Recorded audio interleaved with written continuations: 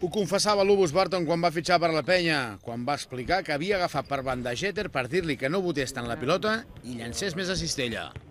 El nord-americà ha fet un canvi espectacular respecte a la primera volta i el verd i negre ho atribueix en part gràcies al txec.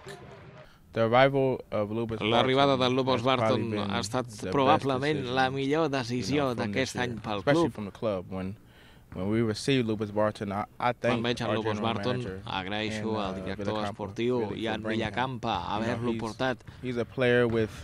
És un jugador que sap com jugar els partits i això és el que necessitem. Des que ha arribat hem marcat un camí i espero que el puguem seguir. L'arribada del Lubos ha estat sensacional. Gràcies, Lubos, si estàs mirant això. T'apreciem molt. Jeter havia patit un col·lapse molt gran durant tot el curs, on havia entrat en una fase d'ansietat, sobretot perquè no podia donar el que se li demanava quan el van fitxar. Aquest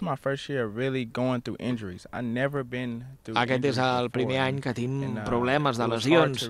Mai havia estat lesionat abans i ha estat molt complicat agafar el ritme físic amb tanta lesió. L'equip, els entrenadors, la meva germana, han estat factors que m'han reconfortat. I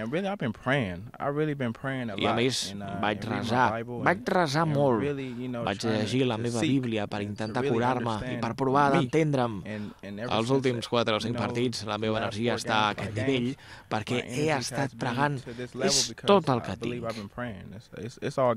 D'altra banda, el pivot holandès, Henk Norel, continua el seu procés de recuperació a l'espatlla i avui ja s'entrenarà amb la resta dels seus companys per estar a punt de cara al partit de diumenge contra Gran Canària.